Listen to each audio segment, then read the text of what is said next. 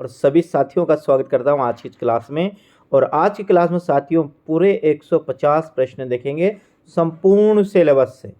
देखिएगा, पहला प्रश्न है, एक साहित्यिक डायरी के लेखक है, नामवर सिंह है, केदारनाथ सिंह, रामविलास शर्मा अथवा मुक्तिबोध। तो यहाँ पर यदि आंसर की बात करेंगे साथियों तो मुक्तिबोध है। और मुक्तिबोध का पूरा नाम क्या है? गजानन माधव मुक्तिबोध। याद रखना, कौन? गजानन माधव मुक्तिबोध इनका पूरा नाम है मेरे साथियों।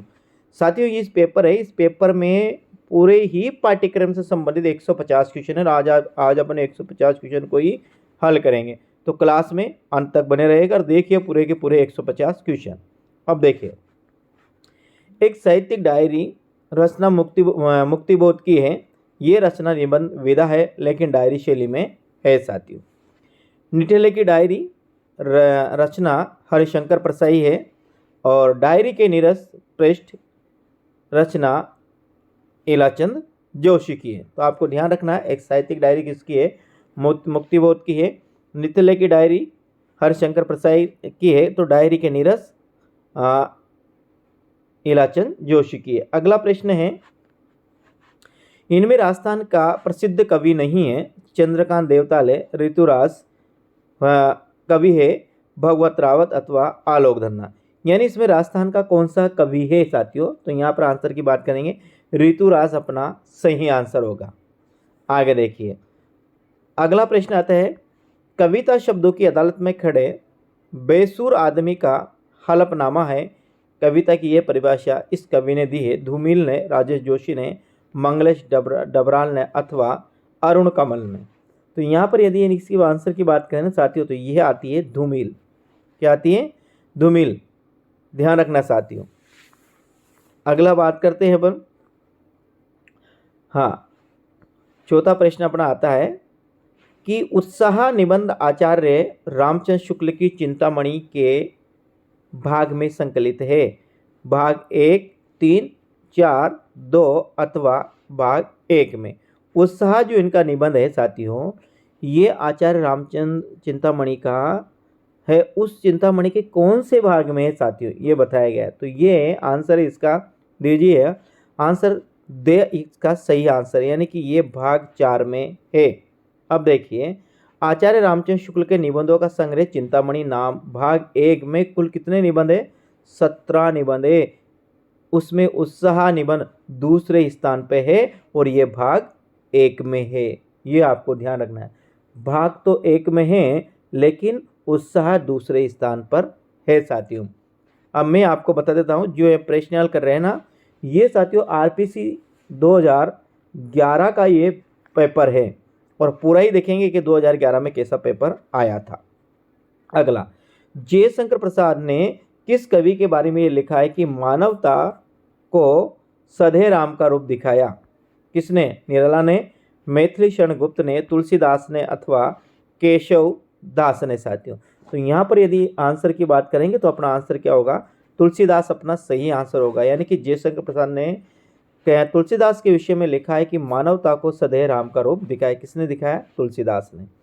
अगला प्रश्न की बात करेंगे साथियों, तो प्रश्न अपना आता है छठा, एक कहानी यह भी कृति में इस रचनाकार के आत्मकथ्य का प्रकाशन है। कृष्णा सोपती, मनु भंडारी और राजेंद्र यादव अथवा साथियों उषा प्रेमवधा। तो यहाँ पर आंसर आएगा अपना दे। ये दे क्या? बे। मनु भंडारी की कहानी साथियों, एक कहानी यह भी। आगे बात करते हैं, बाबा साहब भीमराव अम्बेडकर ने इस कारण बौद्ध धर्म को स्वीकार किया। प्रश्न नंबर 7 की डायरेक्ट आंसर की बात कर रहे हैं, हिंदू समाज में मोहभंग के कारण। क्या है? हिंदू समाज से मोहभंग के कारण बाबा साहब भीमराव अम्बेडकर ने बौद्ध धर्म को स्वीकार किया था। सर्वदयाल सक्सेना की कृति नहीं है साथियों। कौन सी कृति नहीं है? काठ की घंटियां, जंगल का दर्द, धूप का दान अथवा खुटियों पर टंगे लोग साथियों। तो यहाँ पर आंसर की बात करते हैं साथियों, तो आंसर इसके क्या होगा? अपना आंसर यहाँ होगा कि सर्वदयाल सक्सेना की कौन सी कृति नहीं है? तो से नहीं है, क्योंकि से वाली जो कृति है ना, ये किसकी है? ये गिरजा कुमार माथुर की रचना है। ध्यान रखना साथियों। और गिरजा कुमार माथुर का जन्म कहाँ होता? गुना में हुआ था 1911 एमपी मध्य प्रदेश में। तो यो धूप के दान सर्वदयाल सक्सेना की, जंगल का दर्द सर्वदयाल सक्सेना की है, खूंटियों पर टंगे लोग सर्वदा सक्सेना किए, लेकिन धूप के दांत शिलापंख चमकीले। ये किसकी है? ये है साथियों गिरजा कुमार माथुर की। अगला प्रश्न आता है, अब दुरात्मा शकुनी को आशंका हुई, लेखक ने शकुनी को दुरात्मा कहा क्योंकि दुर्योधन का नाम था। यानी कि यह है रामधारी सिंह दिनकर के कुरुक्षेत्र से ली गई पंक्तियां। तो कवि दुरात्मा शकुनी को आशंका हुई, लेखक ने शकुनी को दुरात्मा क्यों कहा? क्योंकि दुर्योधन का मामा था इसलिए, या फिर साथियों वह बेईमान और चालाक था, वे जुए का अच्छा खिलाड़ी था, वे एक टांग से लंगड़ा था। क्यों कहा दुरात्मा? इसलिए कहा दुर प्लस आत्मा, दुरात्मा दीर्घ संधि है। कौन संधि है? दीर्घ संधि है, और इसमें आएगा बे वाला। वह बेईमान और चालाक था इसलिए दुरात्मा कहा।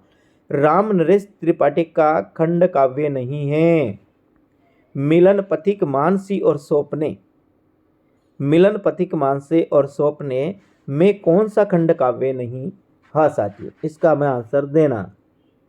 तो ये आंसर की बात करते हैं, यहाँ मानसी ये खंड काव्य नहीं है। बाकी साथियों मिलन पथिक और सौंपने ये सब खंड काव्य, मानसी व फूट कर कविताओं का संग्रह है साथियों। देखिएगा, ये मानसी त्रिपाठी ने गांव-गांव जाकर लोकगीतों का संग्रह मानसी नाम से किया।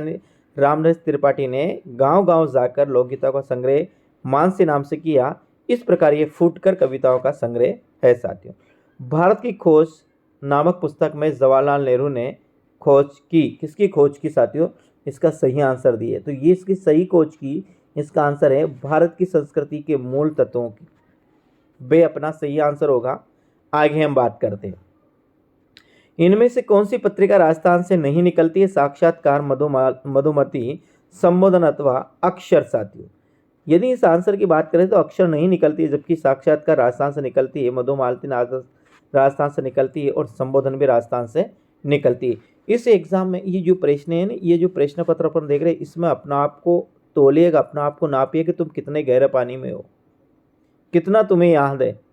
और एग्जाम में ऐसे भी क्वेश्चन आ सकते हैं जो यहाँ पर दे रखे। आगे बात करते हैं, राम कुमार वर्मा ने आदिकाल को किस नाम से अभिहित किया, यानी कि नाम दिया? आदिकाल को, संधिचारण काल को, वीरगाथा काल, अपभ्रंश काल। देखिए, राम कुमार वर्मा ने आदिकाल को बताया किस नाम से कहा? राम कुमार वर्मा ने इससे कहा संधि व चारण काल। चारण काल तो जॉर्ज ग्रेसन ने कहा, आदिकाल हजारी प्रसाद द्विवेदी ने कहा, मिश्र बंधु ने भी कहा साथियों इसे आदिकाल, और आचार्य रामचंद्र शुक्ल ने भी इसे आदिकाल कहा।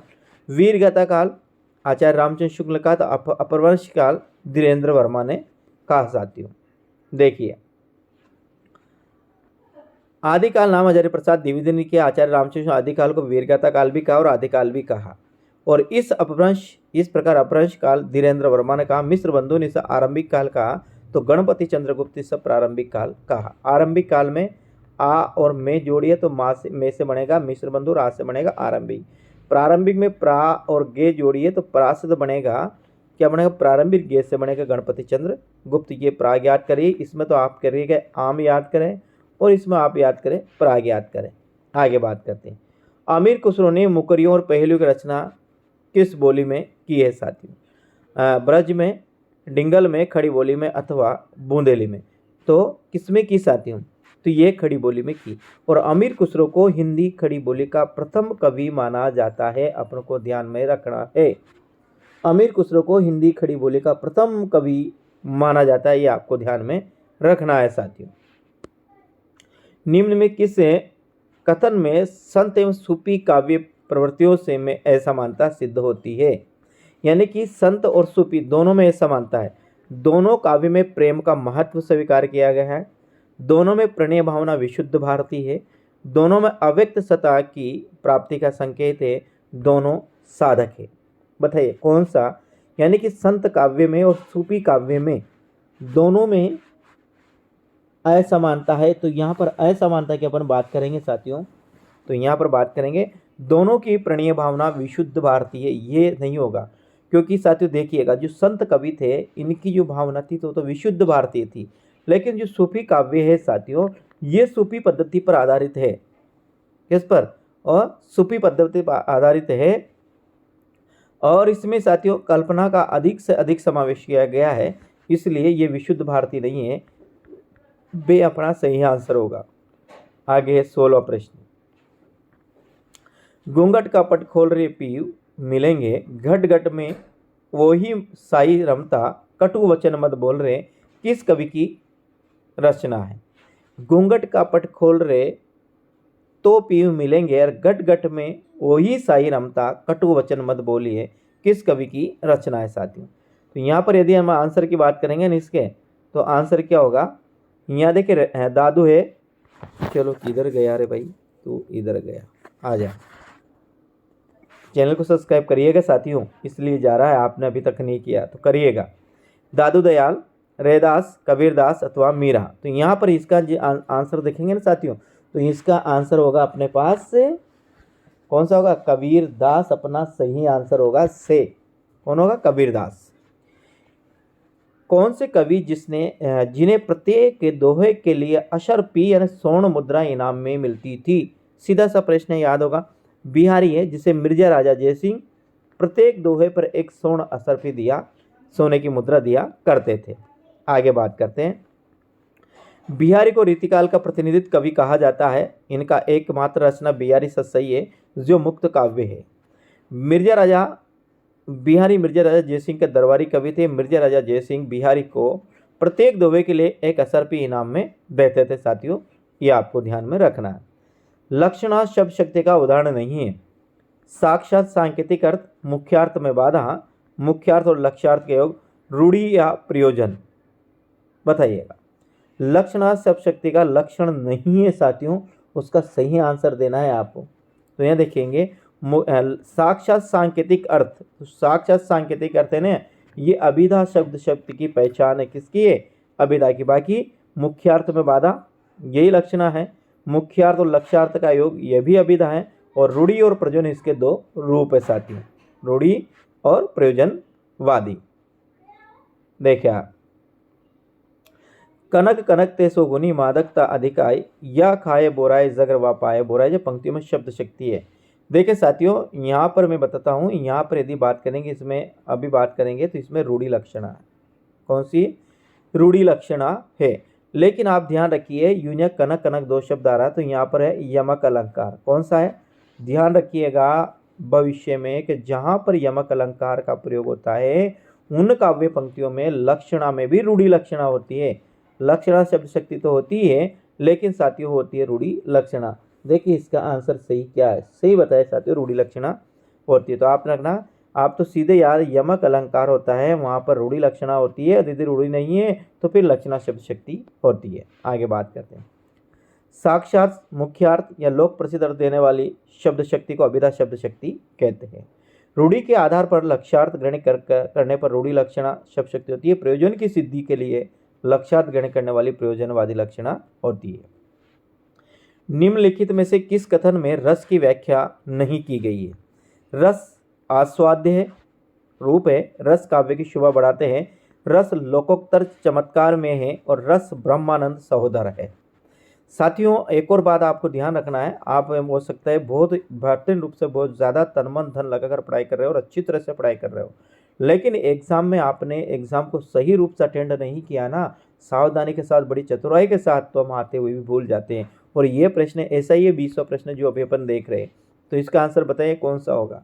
तो यहाँ पर यदि आंसर की बात सीधा ही है साथियों, लेकिन हम इसमें भूल जाते हैं, बे अपना सही आंसर होगा। कैसे, क्योंकि रस काव्य की शोभा बढ़ाता नहीं है, उत्पन्न करता है। क्या करता है, उत्पन्न करता है। काव्य की शोभा, रस काव्य की शोभा तो कौन बढ़ाता है, अलंकार काव्य की शोभा बढ़ाता है। ध्यान रखना साथियों, अलंकार काव्य की शोभा बढ़ाता है, जबकि रस काव्य में शोभा उत्पन्न करता है। उत्पन्न बढ़ाने में अलग अलग शब्द है साथियों, ध्यान रखना।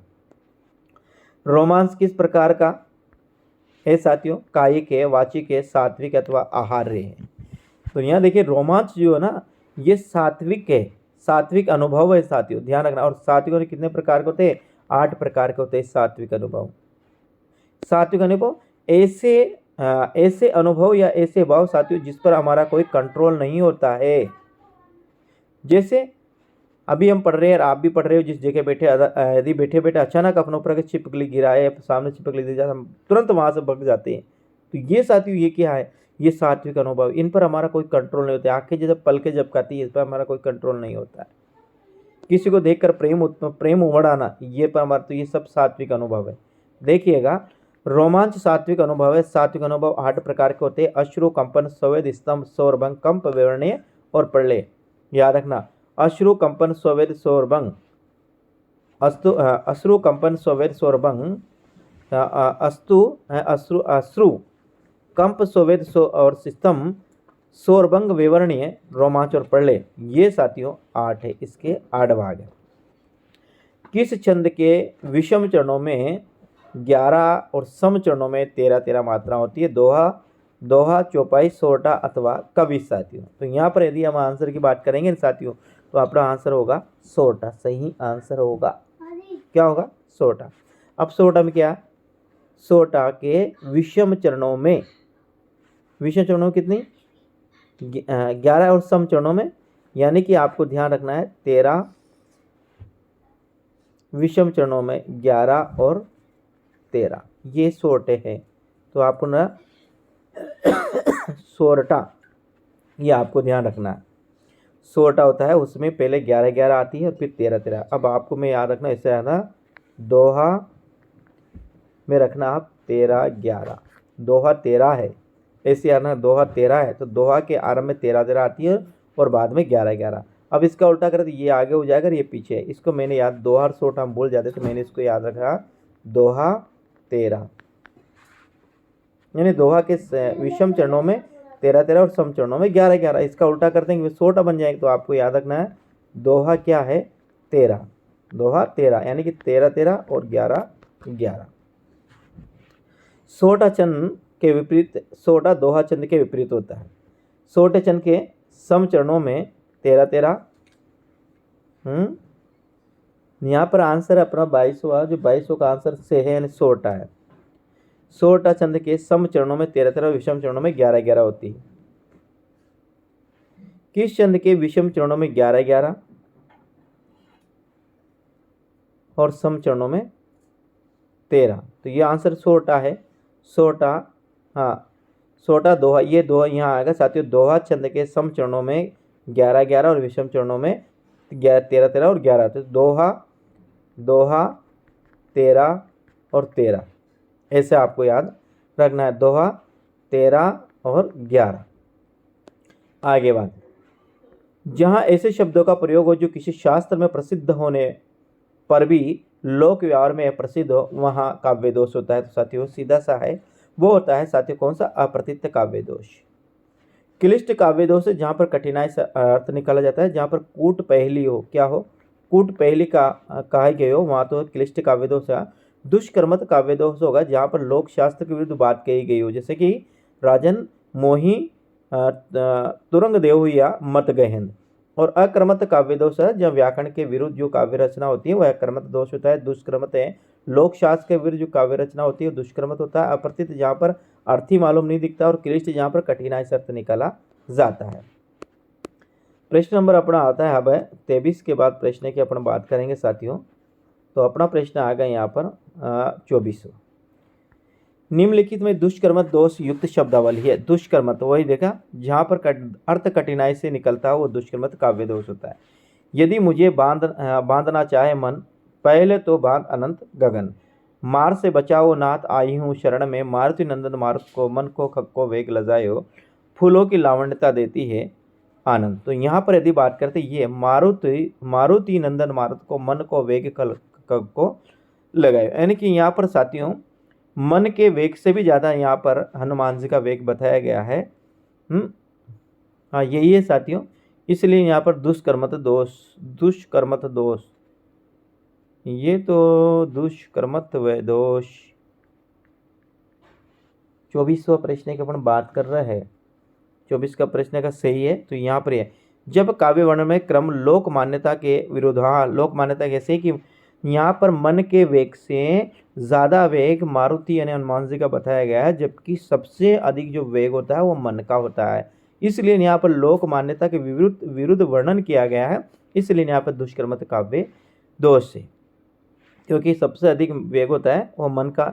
जैसे मन अभी सोच रहा है कि मैं दिल्ली जाऊँ, तुरंत सोच ले कि मैं अमेरिका जाऊँ, लेकिन यदि जल्दी नहीं मारुति थोड़ी वहाँ पर पहुँच जाएंगे। इसलिए यहाँ पर लोक शास्त्रीय लोक मान्यता के विरुद्ध वर्णन है, इसलिए यहाँ पर 24वां में से सही है।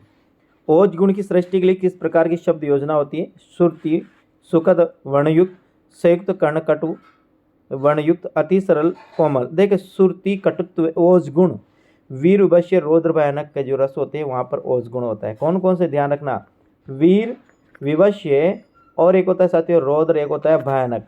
यहाँ पर जो होती है वो होता है कौन सा? ओज गुण। और ओज गुण की पहचान है संयुक्त वर्ण, कर्णकटु वर्ण, विवश्य, रोज वर्ण, टे वर्ग की प्रधानता, ये जो होता है ये ओज गुण की प्रधानता है। तो यहाँ पर बे अपना सही आंसर होगा साथियों। इसको पढ़ लेते हैं, इसने क्या स्पष्ट कर रखा है। देखिए ओज गुण से युक्त काव्य रचना में गौड़ी रीति, रौद्र, वीर, भयानक, अद्भुत जैसे रसों का प्रयोग होता है, वहीं कर्णकटु दोष पाया जाता है। ओज गुण से युक्त काव्य रचना में कठोर वर्ण, रेफ, ध्वनि अथवा लंबे लंबे सामाजिक पदों का प्रयोग किया जाता है। अब अपभ्रंश के 8 स्वरों के पश्चात हिंदी में किन 2 स्वरों का विकास हुआ साथी? ये प्रश्न बहुत कठिन है और ये उस समय मुझे भी नहीं आया था। देखिए यहाँ पर प्रश्न 26 को आंसर क्या होगा? तो यदि 26 प्रश्न के आंसर की बात करें तो ए और क्या होगा? आई और अव होगा साथी। अपभ्रंश में 8 स्वर थे और ये 2 नहीं थे। कौन सा? ए, आ, ई, उ, ए और ओ थे।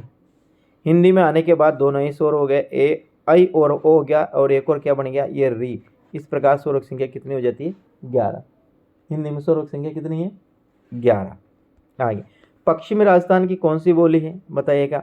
जयपुरी है, मारवाड़ी है, मेवाती अथवा मालवी है? बताइएगा क्या आंसर होगा। देखिए एक बार ध्यान, पश्चिमी, जयपुरी क्या कहते? ढूंढाड़ी भी कहते हैं। तो यहाँ पर अभी आंसर की बात करें तो मारवाड़ी है। और राजस्थानी कितनी बोलियाँ? 4 है, और 4 बोलियाँ आपको ध्यान का माँ, में और ये है ढूंढ। माँ से एक मालवी बनेगी, इससे मारवाड़ी बनेगी, में से मेवाती बनेगी, ढूंढ से बनेगी ढूंढानी, जिसे जयपुरी भी कहते हैं। तो ये राजस्थान की बोलियाँ की याद रखना ट्रिक है। मामा, में, ढूंढ, ये इसका सही बनेगा। ठीक है, आपको ध्यान रखना है। चाहता था प्राप्त में करना, जिसे तत्व व करगत हुआ या उड़ गया। दिनकर के कुरुक्षेत्र काव्य में कथन किसका है? कृष्ण का, दुर्योधन का, युधिष्ठिर का अथवा भीष्म का? एक बार पुनः देखिए। चाहता था प्राप्त में करना, जिसे तत्व वह करगत हुआ या उड़ गया।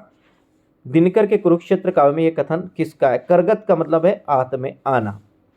ठीक है, कृष्ण का है, दुर्योधन का है, युधिष्ठिर का अथवा भीष्म का है। तो यदि इसके आंसर की बात करते हैं ना साथियों, तो यहाँ पर आंसर क्या होगा? युधिष्ठिर का होगा। हाँ, जिसे मैं प्राप्त करना चाहता था वह करगत हुआ या उड़ गया, वह आया या गया। ये संशय किसका है? युधिष्ठिर का है। रस सिद्धांत पुस्तक के लेखक है आचार्य रामचंद्र नामवर सिंह, डॉक्टर नगेंद्र अथवा नंद दुलारे वाजपेयी। रस सिद्धांत किसकी पुस्तक है? आंसर की बात करेंगे तो यह डॉक्टर नगेंद्र की पुस्तक है साथी। किसकी है? डॉक्टर नगेंद्र की। रस सिद्धांत नामक आलोचना कृति की करता है डॉक्टर नगेंद्र है।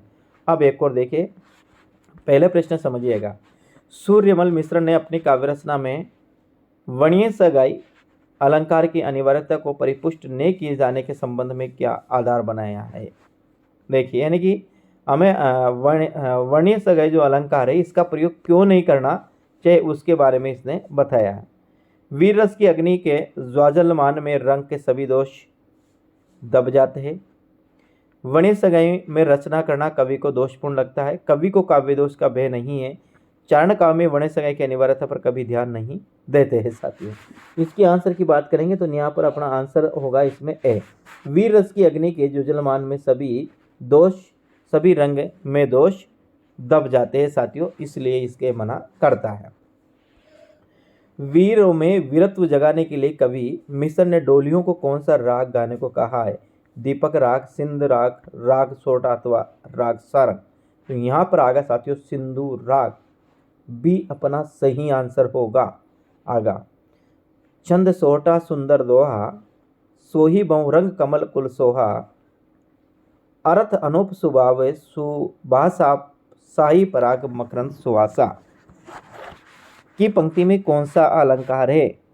साथियों ऐसा अलंकार यदि एग्जाम में आता है, आपको यदि आपने ये सब उदाहरण पढ़ रखा है नहीं तो ही इसका आपको आंसर देना है, यदि नहीं पढ़ रखा तो फिर आपको आंसर नहीं देना है, क्योंकि यहाँ पर गलत जाने की संभावना होती है। इसलिए ध्यान रखें, आपको एग्जाम में वही प्रश्न करना है जो आपका आता है। नहीं आता है तो उस प्रश्न को आप छोड़ दीजिएगा।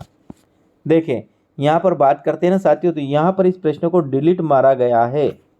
सांगरोपक यथासंख्य मालोपमा अतिशयोक्ति है, यहाँ पर क्या मारा गया, डिलीट मारा गया है साथियों प्रश्न। तो इससे मेरे हिसाब नहीं ये दोनों अलंकार होगा, लेकिन यहाँ पर इसको डिलीट मार दिया गया है। प्रज्वलित हुई थी सब उसे प्रेम की ज्योति विमला में, सब पहचाने से लगते थे अपनी एक कला में। कामायनी का आनंद सर्ग में वर्णित ये कला क्या कहती है साथियों। अभी आपका आनंद सर्ग नहीं होगा, चिंता सर्ग होगा, लेकिन यहाँ पर है साथियों, यदि इसके आंसर की बात करते हैं 33वां की, तो ये भी साथियों 33वां प्रश्न भी क्या है, ये 33वां प्रश्न का से होगा मैं हूँ की अनुभूति में, लेकिन ये आपके अभी नहीं है। उनके कानों में हिम शिखर रहस्य करते थे अपने, यहाँ पर ये असाध्य वीणा के साथियों, तो असाध्य वीणा भी आपके नहीं है, लेकिन इसमें आंसर है किरीट वृक्ष है। रीतिकाली कवि बिहारी को माना जाता है, ये आपके प्रश्न है। रीतिकाल में बिहारी किसके आते हैं, रीति सिद्ध, रीतिबद्ध, रीति मुक्त आते, कौन सा आते साथियों, सीधी सी बात है, बिहारी आते हैं रीति सिद्ध में आते हैं। ऐसे सीधे प्रश्न भी आते हैं, लेकिन ये मत सोचने कि ये सीधे प्रश्न है हम कर लेंगे, कई बार इतने टेढ़े प्रश्न आते हैं कि हमें होश उड़ जाते हैं। बिहारी रीतिकाल की रीति सिद्ध काव्यधारा के प्रमुख कवि माने जाते हैं। बिहारी की रचना बिहारी सत्सई एक मुक्त काव्य है। इस रचना की इतनी प्रसिद्धि रही कि इनमें सभी रीतियां सोते सिद्ध हो गई, इसलिए बिहारी को रीति सिद्ध कवि कहा जाता है। अब ये तो है आपके प्रश्न है, अब इसका मुझे आंसर बताइए। और ओप कनी निकनु घनी घनी सिरताज, मनी दनी के नेव की बनी छनी पटलास। दो में कनी निकनु शब्द का अर्थ है आंखों से निकलने वाली कणिका, आंखों के आंसू, आंखों की पुतलियां और वर्षा की बूंदें। तो देखिए यहाँ पर आंसर की बात है तो आंखों की पुतलियां, यानी कि साथियों मैं आप कहता हूँ, आप कबीर के बारे में बात करते हैं, मीरा के बारे में बात करते हैं, बिहारी के बारे में बात करते हैं, सूरदास के बारे में बात करते हैं, दिनकर के बारे में, यानी कि आपके बीए और एमए में जो सिलेबस दे रखा है ना, उसके एक एक जो पद्य है उस पद्य का अर्थ भी आपको याद होना चाहिए, एक एक शब्द का। देखो यहाँ पर इस शब्द का उसने अर्थ पूछा है, तो अब से अपना सही आंसर होगा, इसलिए आपको ध्यान रखना है।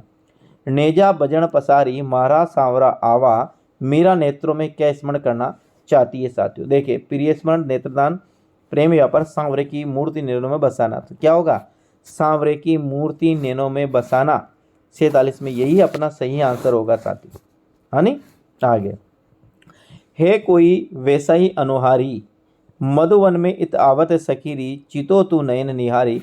गोपिया का अनुहारी शब्द में किसकी ओर संकेत किया गया है साथियों, यहाँ पर बात करते हैं तो किसकी ओर संकेत कर रही है गोपियाँ अनुहारी में, अक्रूर जी की ओर, कृष्ण की ओर, उद्धव की ओर, अथवा भ्रमर की ओर साथियों। तो यहाँ पर अपन बात करते हैं ना अपना कि 38वां प्रश्न की, तो अपना 38 प्रश्न में सही आंसर होगा कृष्ण की। निकला तो वह उद्धव था, लेकिन उद्धव थोड़ी, गोपियाँ तो ये सोच रही कि जो आ रहा है नहीं वह कौन होगा, वह कृष्ण होगा, इसलिए उसने क्या सोचा कि वह जो आ रहा है वो कृष्ण है, लेकिन जिसे उनके क्या आया, पास आया, तो वह कृष्ण होकर क्या निकला, वह उद्धव निकला। क्या निकला, वह उद्धव निकला, ये आपको ध्यान में रखना है। अगला प्रश्न की अपन बात करते हैं, विकल्प गलत है।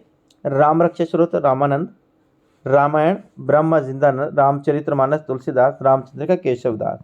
तो राम रक्षा स्रोत है, बिल्कुल ये रामानंद का है, रामचरितमानस तुलसीदास की है, और रामचंद्र का केशवदास की बिल्कुल सही है, लेकिन यहाँ पर जो रामायण है ये ब्रह्मा जिंदास का नहीं है। उदो मन नाही 10-20, एक हूँ तो गयो श्याम संग, को आराधे तुम। इस पंक्ति के रचनाकार है कौन है साथियों, सीधा सा प्रश्न है, क्या है, गोपियों का है, सूरदास का है। गोपियाँ कहती है कि उदो मन नाही 10-20, हे उद्धव हमारे 10-20 मन नहीं है, एक ही मन था, वो भी शाम के साथ चला गया। अब तुम कहते हो कि तुम निर्गुण को भजो, तो हम कैसे निर्गुण को भजे, ऐसे गोपियाँ कहती है। तो ये किसका है, सूरदास का पद है। मन थे परस हरि के चरण, सुबल शीतल कमल कोमल, जगत ज्वाला हरण, किसकी पंक्तियां हैं, ये भी साथियों मीरा की पंक्तियां हैं। किसकी है, 41 में बे, मीरा की पंक्तियां, ध्यान रखना किसकी है। मीरा कहती है कि मन थे परस हरि के, अरे मन तू हरि के चरणों का स्मरण कर। वे सुबह के शीतले कमल जैसे कोमल है और संसार की समस्त ज्वालाओं का दुखों का हरण करने वाले हैं। तो ऐसा लाभ क्यों तू छोड़ रहा है? तू हरि के चरणों में मन लगा। अवसाद गरत नारी पात्र की कहानी है। उसने कहा था जहाँ लक्ष्मी कैद है एक और जिंदगी और परिंदे। तो यहाँ पर अब देखो आपके उसने कहा था तो ये साथियों लक्ष्मी कैद भी नहीं है, एक और जिंदगी भी नहीं और परिंदे भी नहीं है। अभी वर्तमान में अपन सिलेबस की बात करते हैं, लेकिन पर यहाँ है जहाँ लक्ष्मी चेत है। जहाँ लक्ष्मी कैद कहानी 1917 में प्रकाशित हुई थी। इसकी रचना मोहन राकेश है। उसने कहा था कहानी के चंद्रदत्त शर्मा गुलेरी है जो 1915 में प्रकाशित हुई थी। और परिंदे कहानी के रचयिता निर्मल वर्मा है साथियों। लहरों के राजहंस की स्थिति का नाटकीय पुनराख्यान है। नारी पुरुष की अहमन्यता, ऐतिहासिक रोमांस, सांसारिक सुख और आध्यात्मिक शांति के मध्य निर्वाण का निर्णय का द्वंद्व, कल्पना वार्तार्थ। देखिए लहरों के राजहंस में साथियों, लहरों के राजहंस में किस स्थिति को दर्शाया गया है? यहाँ पर है नहीं सांसारिक और आध्यात्मिक दोनों के मध्य द्वंद्व को दर्शाया गया है कि मैं सांसारिक को चुनूं या मैं आध्यात्मिक की ओर जाऊं। और अंत में ये इसका बिना चुनाव के नाटक समाप्त हो जाता है। यहाँ पर से अपना सही आंसर होगा। ध्यान रखें यहाँ इसमें सांसारिक सुखों और आध्यात्मिक शांति दोनों के मध्य यहाँ पर द्वंद्व, टकराव, प्रतिशोध दिखाया गया है। नंद होता है ना, नंद वो इसी में जलता है साथियों कि मैं क्या करूं। लहरों के राज नाटक के उपजीवी ग्रंथ सौंदर्यानंद के रचयिता है साथियों। कौन है? अश्वघोष है। ये अश्वघोष पर ही ये साथियों लहरों का राजहंस जो मोहन राकेश का नाटक है इसी का साथियों ये छायानुवाद है। मोहन राकेश ने अश्वघोष ग्रंथ सौंदर्यानंद के आधार पर लहरों के राजहंस नाटक की रचना की। परिंदे कहानी को हिंदी की पहली कहानी की आलोचक ने मानी है साथियों। अभी आपके नहीं लेकिन फिर भी इस कहानी को बारे में आप जान लीजिए। ये नामवर सिंह ने परिंदे कहानी को हिंदी की पहली कहानी मानी है। आगे कौन सा युग्म सही नहीं है? अंधेरे बंद कमरे में उपेंद्र नाथ शास्त्री, अंधेरे में मुक्ति बोध। और दो और आप ऑप्शन देखिएगा, दो ऑप्शन और मिलेंगे आपको, हार की जी सुदर्शन और कामायनी प्रसाद। देखिएगा हार की जी सुदर्शन की बिल्कुल सही है और कामायनी भी प्रसाद जी की ये बिल्कुल सही है साथियों। लेकिन यहाँ देखिएगा अपन इसकी बात करें अंधेरे बंद कमरे में और अंधेरे में साथियों। तो यहाँ पर यदि इनकी आंसर की बात करेंगे तो अपना आंसर यहाँ पर सही आंसर होगा वो होगा ए। ये सुमेलित नहीं है, बाकी अंधेरे में मुक्ति वो सुमेलित है साथियों। और अंधेरे में बंद कमरे ये मोहन राकेश की रचना है साथियों। किसकी है? मोहन राकेश की रचना जो 1961 में प्रकाशित हुई थी। उसने कहा था कहानी में उसने किस पात्र के लिए आया? लैला सिंह के लिए, सूबेदारनी के लिए, वजीरा के लिए और बोधा के लिए। यह है सूबेदारनी के लिए। और ये ध्यान रखना ये क्या सूबेदार जी ने जब लैला से ये कहानी के लैला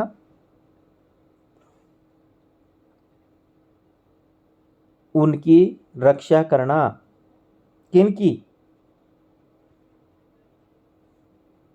लैला और बोधा की। लैला से कहा था कि मेरे पति जिनका सूबेदार और उसका पुत्र था ने बोधा, इन दोनों की रक्षा करना, यही उसने कहा था। और यही उसने कहने पर किसने? लैला सिंह ने अपना आत्मसमर्पण किया, जीवन उत्सर्ग कर दिया। उसने जब सूबेदारनी होरा के लिए प्रयुक्त हुआ है। इस कहानी का नायक लैला सिंह है। सूबेदारनी को ही होरा कहा गया साथियों, ध्यान रखना आपको। उसने कहा था कहानी का प्रकाशन हुआ कब हुआ? ये 1915 में और सरस्वती पत्रिका में प्रकाशित हुआ। जून 1915 में सरस्वती पत्रिका में प्रकाशित हुआ था। और उस समय इसके संपादक कौन थे? संपादक आचार्य महावीर प्रसाद द्विवेदी ने इस सरस्वती पत्रिका का संपादन 1903 से लेकर साथियों 1920 तक किया था। आपको ध्यान में रखना है। कौन सी बोली राजस्थानी विभाषा वर्ग की है? बुंदेली है, मालवी है, ब्रज है अथवा पहाड़ी है?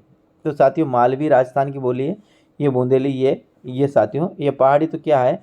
ये जम्मू कश्मीर के आसपास के इलाकों में बोली जाती है साथियों।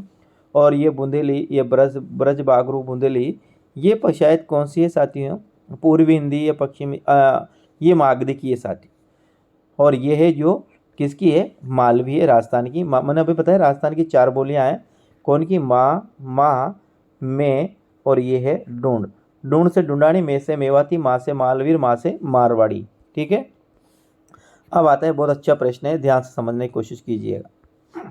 जब आनंद का लगाव किसी क्रिया, व्यापार या उसकी भावना से होता है तो उसके क्या संज्ञा दी जाती है? जब आनंद का लगाव किसी क्रिया, व्यापार या उसकी भावना से होता है साथियों, तो उसे क्या कहा जाता है? उससे उत्साह कहा जाता है साथियों। 50वां प्रश्न क्या कहा जाता है? उसका है उत्साह कहा जाता है। और जब साथियों ये किसी स्वार्थ के वशीभूत होता है तो उसे लोभ कहा जाता है। यदि कोई कार्य हम बिना लोभ से लगातार कर रहे हैं तो वह उत्साह कहलाएगा। और यदि किसी कार्य में अपना लोभ आ गया, स्वार्थ आ गया साथियों, तो वह फिर क्या कहलाएगा? लोभ। यदि किसी कारण से हम करते हैं तो वो लोभ आ जाता है। आगे हम बात करते हैं साथियों। प्रश्न नंबर है 51वां। शुक्ल जी ने प्रतिभा किसे कहा है? अंतःकरण की उद्भादित क्रिया, अंतःकरण की सहज क्रिया, अंतःकरण का द्वंद्वात्मक चित्रण और अंतःकरण की निर्मलता। तो 51 में दिए आंसर की बात करते हैं साथियों, तो ये अंतःकरण की उद्भावित क्रिया को ही शुक्ल जी ने प्रतिभा कहा है। आचार्य शुक्ल ने प्रतिभा को अंतःकरण की उद्भावित क्रिया कहा है। निम्नलिखित रचनाकारों का सुमेलित कीजिए। कुरुक्षेत्र साथियों अज्ञे का यही नहीं है, कुरुक्षेत्र है रामधारी सिंह दिनकर का। किसका है? ये दिनकर जी का है साथियों कुरुक्षेत्र। बाकी असाध्य मणा मोहन राकेश की, लहरों का राजा दिनकर का और परिंदे निर्मल वर्मा की। बिल्कुल सही है, ये इसकी जगह क्या आएगा साथियों? यहाँ पर आएगा दिनकर, अपना सही आंसर होगा। कुरुक्षेत्र रचना दिनकर है। बाकी अभी मैंने आपको बता दिया। साहचर्य विधि का आविष्कार किसने किया साथियों? साहचर्य विधि का जो आविष्कार किया ना, वो यानी कि मॉन्टेसरी ने किया। साहचर्य विधि का 53वां आंसर की बात करते हैं, मॉन्टेसरी ने किया साथियों, आपको ध्यान में रखना है। प्रश्न नंबर अपना अब आता है 54वां प्रश्न। देखिएगा 54वां प्रश्न कौन सा है? कक्षा में उच्चारण करते समय जब एक अध्यापक पहले बोलता है और बच्चे उसके बाद बोलते हैं तो वह विधि क्या कहलाती है? वो विधि कहलाती है साथियों क्या? ध्वन्यात्मक विधि कहलाती है। शिक्षण, प्रशिक्षण, पुण्य नियोजन, पुनः प्रतिक्षण नियोजन, ये जो प्रक्रियाएं साथियों सूक्ष्म शिक्षण की है। किसकी है? सूक्ष्म शिक्षण की है। विद्यार्थी अक्षर विन्यास वर्तने की अशुद्धि न कर सके, इसके लिए क्या है? इसके लिए सही आंसर साथियों श्रुति लेख का अभ्यास करना। क्या है? कि सामूहिक वाचन करना। कौन सा आएगा साथियों? इसके श्रुति लेखन सही है। विद्यार्थी अक्षर विन्यास तथा वर्तने की अशुद्धि न करे, इसके लिए श्रुति लेखन का अभ्यास करना आवश्यक है। बालक की प्रकृति के अनुकूल विचार विनिमय का श्रेष्ठ माध्यम है क्या है? मातृभाषा। मातृभाषा में बालक अपने विचारों को स्वतंत्र रूप से अभिव्यक्त कर सकता है साथियों, तो ये मातृभाषा सही आंसर है। निगम प्रणाली का तात्पर्य है, देखो आगम और निगमन दो प्रणालियाँ, तो निगमन प्रणाली का क्या आशय है साथियों? तो इसका आशय की अपन बात करें तो यह पहले नियमों को बताना फिर उसकी व्याख्या करना, ये निगम है। और आगमन में पहले व्याख्या करना और फिर नियम बताना साथियों। निगमन भी याद रखना, पहले नियम है, पहले नियम और फिर व्याख्या करना, और आगमन में पहले क्या है? व्याख्या और फिर नियम है। अक्षर कार्डों का के द्वारा शब्द बनाना, शब्द की इससे अक्षर पूर्ति करना आदि कहलाते हैं, वो कहलाते हैं फ्लैश कार्ड विधि। क्या कहलाती है साथियों? फ्लैश कार्ड विधि। पैसे देता हाथों हाथ, फ्लैश कार्ड विधि। वाचिक अभिनय द्वारा शिक्षण का तात्पर्य है अध्यापक द्वारा नाटक का वाचन, कहीं विद्यार्थी द्वारा विभिन्न पात्रों के संवाद बोलना, एक छात्र द्वारा नाटक का वाचन करना और अध्यापक द्वारा नाटक का अभिनय करना। वाचिक अभिनय का शिक्षण का तात्पर्य है साथियों 60वां की बात करते हैं। 60वां अपना आंसर होगा ना, वो होगा साथियों से होगा एक छात्र द्वारा नाटक का वाचन करना, एक छात्र द्वारा नाटक का वाचन करना। देखिएगा वाचिक का अर्थ है बोलना। वाचिक अभिनय में शिक्षक ही विभिन्न पात्रों का केंद्र बिंदु होता है, स्वयं ही विभिन्न पात्रों संवादों को बोलकर भूमिका का निर्वाह करता है। उचित लय व हाव भाव से शिक्षक छात्रों का पाठ के प्रति ध्यान आकर्षण करता है। तो यहाँ पर क्या होगा? बोलना, यानी कि इस पाठ के जो 60वां है ना, 60वां आंसर का होगा से, यानी कि एक छात्र द्वारा नाटक का वाचन करना साथियों। अगला प्रश्न है अभिकर्मित अनुदेशन का कौन सा अनिवार्य तत्व है? स्वगति का सिद्धांत, छोटे पदों का सिद्धांत और बाह्य अनुक्रिया का सिद्धांत और उपचारात्मक शिक्षण साथियों। तो यहाँ पर यदि आंसर की बात करते हैं ना साथियों, तो इसका आंसर अपना पास है 61वां का आंसर ये साथियों। इसमें दोनों ही है साथियों, ये छोटे पदों का भी है और इसमें इसलिए स्वगति का इनमें छात्र होता है वो स्वयं गति के द्वारा, अपनी स्वयं गति के द्वारा सीखते हैं, और छोटे पदों का भी, तो यहाँ इसको डिलीट कर दिया गया है। देखिए हाँ सन 1968 में अभिकर्मित अनुदेशन का भारत में विकास हुआ। इसके प्रमुख सिद्धांत छोटे छोटे पदों का सिद्धांत है, पुनर्बल का सिद्धांत है, स्वगति का सिद्धांत है, छात्र सक्रियता का सिद्धांत है, उपचारात्मक शिक्षण का सिद्धांत। इसमें स्वगति का सिद्धांत अनिवार्य माना गया है क्योंकि छात्र इसमें अपनी गति के अनुसार सीखते हैं और पुनर्बल मिलने पर भी अगला सोपान में जाते हैं। लेकिन ये छोटे छोटे, तो इसमें दोनों दे रखा है साथियों, तो इसको अब यहाँ पर आरपीएससी ने डिलीट कर दिया गया है। दूरदर्शन प्रणाली द्वारा शिक्षक का सबसे बड़ा दोष वह है, इसमें क्या होगा, विद्यार्थी और शिक्षक के साथ संवाद नहीं होता है। दूरदर्शन यानी कि दूरदर्शन का मतलब है पत्राचार पाठ्यक्रम, इसमें विद्यार्थी और शिक्षक के साथ संवाद नहीं होता है। बाकी इसके पास टीवी नहीं होता है, सबके पास टीवी नहीं होता है। सबसे बड़ा दोष यही है साथियों, ये है जो, ठीक है। आगे हम बात करते हैं, ये पढ़ लेते हैं इसे। दूरदर्शन प्रणाली में छात्र केवल देख और सुन सकता है, शिक्षक के साथ संवाद नहीं कर सकता है। जैसे आप पढ़ते हैं ना, अभी अपन बात करते हैं ऑनलाइन जो पढ़ते हैं ना, वही ऑनलाइन मान लीजिए। लेकिन ऑनलाइन में भी क्या है, वर्तमान में हम कमेंट के माध्यम से पूछ सकते हैं, लेकिन सीधे संवाद नहीं कर सकते। ये इसका सबसे बड़ा दोष माना गया है। लेकिन आजकल ऑनलाइन क्लास में ये दोष भी दूर होता गया है। साहित्य में पढ़ने से विद्यार्थियों को क्या मिलता है, सामान्य ज्ञान, भाषा का संस्कार, काव्य पाठ की कुशलता और भाषा काव्य पाठ की कुशलता मिलती है। साहित्य के बारे में जानकारी मिलेगी, भाषा के बारे में भाषा की जानकारी मिलेगी साथियों। निम्नलिखित रचना की शिक्षा देते समय शिक्षकों को इस सूत्र का लिखित रचना की शिक्षा देते हुए पालन करना चाहिए। असाधारण से साधारण की ओर, सरल से जटिल की ओर, सतत से अभ्यास की ओर बराबर लिखते रहने का साथियों। तो यदि हम इसके आंसर की बात करते हैं ना, तो अपना यहाँ पर आंसर होगा साथियों सरल से जटिल की और। ये एक शिक्षण सूत्र है साथियों, सरल से जटिल की और साथियों। आगे, जो लोग शिक्षा प्राप्त करने के लिए संस्था तक नहीं पहुंच पाते, उनके लिए क्या दूरस्थ शिक्षा है, क्या है, दूरस्थ शिक्षा है, पत्राचार शिक्षा है साथियों। पाठ्य योजना तैयार करना इसलिए आवश्यक है क्योंकि इसके लिए शिक्षक के क्या हो जाता है, 66 में अपन बात करते थे, 66 का सही आंसर होगा ए, दूरस्थ शिक्षा।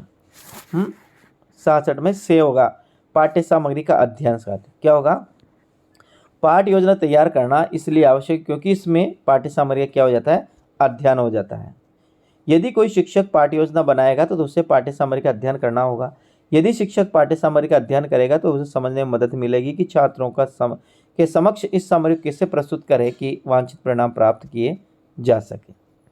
आगे हम प्रश्न की बात करेंगे साथियों। तो प्रश्न अपना कौन सा आएगा, इनमें से एक साधन श्रव्य द्रव्य सामग्री का है, ग्रामोफोन, टेलीविज़न, रेडियो अथवा लिंगवा फोन। तो आप ध्यान रखिए साथियों, यहाँ पर श्रव्य और दृश्य जिसको देखिए साथियों, तो ये आंसर होगा टेलीविज़न, जिसमें सुना भी जा सकता है और जिसमें देखा भी जा सकता है। तो ऐसा कौन है, टेलीविज़न ही है साथियों, टीवी है जो अपन सुनाई भी देता है और इसमें दिखाई भी देता है। भाषा शिक्षण में उच्चारण शुद्धता के लिए प्रयोग किया जाता है साथियों, लिंगवा फोन का प्रयोग किया जाता है, आपको ध्यान रखना है। भाषा शिक्षण में किसका प्रयोग किया जाता है, तो भाषा शिक्षण में लिंगाफोन का प्रयोग किया जाता है। आगे देखें, लिंगाफोन में किसी भाषा के शब्द व वर्ण ध्वनित होते हैं जिससे कि भाषा में शुद्ध उच्चारण को सीख सकते हैं, लेकिन यह हिंदी में अनुपलब्ध है। व्याकरण शिक्षण का अव्याकृत सिद्धांत है साथियों। क्या होगा, सही आंसर बताइएगा मुझे, इसका सही आंसर कौन सा होगा।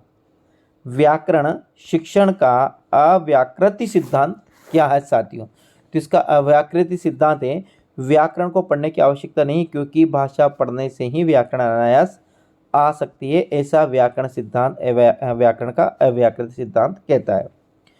अव्याकृति विधि यह सिद्धांत है कि अलग से व्याकरण पढ़ाए बिना सीधा पाठ्य सामग्री पढ़ाई जाए, जहाँ व्याकरण के बिंदु आए वहीं पर समझा दिए जाए, इससे व्याकरण को अलग से पढ़ाने की आवश्यकता नहीं है। लेकिन ये साथियों वैज्ञानिक विधि नहीं है। वस्तुनिष्ठ प्रश्न की सबसे बड़ी विशेषता यह साथियों, उनका उत्तर क्या होता है, एक होता है, ठीक है, उनका उत्तर एक ही होता है, यही इनकी सबसे बड़ी विशेषता है साथियों। शिक्षक द्वारा पुस्तक हाथ में लेकर पाठ का वाचन करना और वाचन करते समय कठिन शब्दों का अर्थ बताकर व्याख्यान करना जाना क्या कहलाती है साथियों, बताइए।